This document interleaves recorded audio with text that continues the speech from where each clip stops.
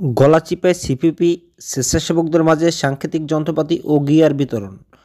পটুয়াখালীর গলাচিপায় উপজেলার দুর্যোগ ব্যবস্থাপনা অধিদপ্তর থেকে প্রাপ্ত ঘূর্ণিঝড় প্রস্তুতি কর্মসূচি সিপিপি স্বেচ্ছাসেবকদের মাঝে দুর্যোগকালীন সময়ে ব্যবহারের জন্য বিভিন্ন উপকরণ বিতরণ করা হয়েছে।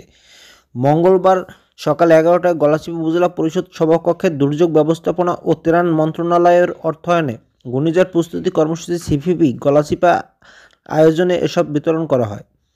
এ উপলক্ষে আয়োজিত মতবিনিময় সভায় উপপরিচালক আঞ্চলিক কার্যালয় সিপিপি বরিশাল ও অতিরিক্ত দায়িত্ব সিপিপি গলাচিপার জনাব মোহাম্মদ শাহাবুদ্দিন মিয়ার সভাপতিত্বে প্রধান অতিথি হিসেবে বক্তব্য রাখেন উপজেলা নির্বাহী অফিসার মিজানুর রহমান।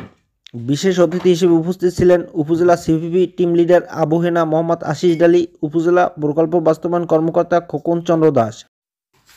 আরও উপস্থিত ছিলেন Galachipa Sadar union team leader Mohammad Delwar Hossain, Ratandi Taltali union team leader Shakil Khan সহ উপজেলার সকল ইউনিয়নের সিপিপি টিম লিডার ও স্বেচ্ছাসেবকবৃন্দ। ঘূর্ণিঝড় প্রস্তুতি কর্মসূচি সিপিপি উপজেলা কার্যালয় সূত্রে জানা গেছে, দুর্যোগকালীন সময়ে ব্যবহারের জন্য উপজেলার একটি পৌরসভা ও 12টি ইউনিয়নে 135টি ইউনিটে 27 জন স্বেচ্ছাসেবকদের মাঝে এসব উপকরণ বিতরণ করা হবে।